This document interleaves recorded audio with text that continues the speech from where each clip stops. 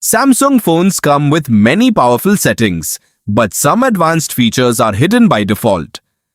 One of these hidden menus is called Developer Options. It is designed mainly for developers and advanced users, but anyone can enable it to access extra customization and testing features. In this video, I will show you how to enable developer options on your Samsung device step by step. Go to the Settings app page. You can do this by swiping down from the top of your screen and tapping the gear icon. Once you are inside Settings, scroll down to the bottom of the menu and find About Phone. Tap on it to continue.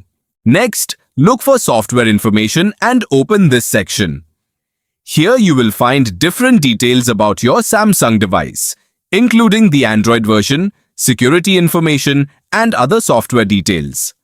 Now, locate the option called Build Number.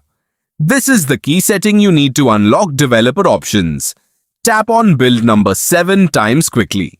While tapping, your phone may show a message telling you how many taps are remaining before developer mode is activated. After tapping 7 times, Samsung will ask you to verify your identity for security reasons. Enter your phone's PIN, pattern, or password. Once the verification is complete, you will see a small pop-up message saying, Developer mode has been enabled. Now go back to the main settings menu. Scroll down again and you will notice a new option called Developer Options near the bottom of the settings list. Tap on it to open the hidden menu.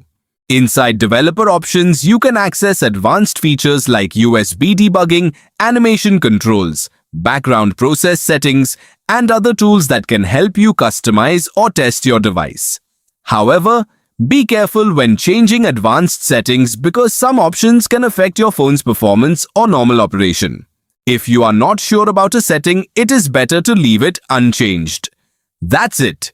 You have successfully unlocked developer options on your Samsung phone and can now explore these hidden features.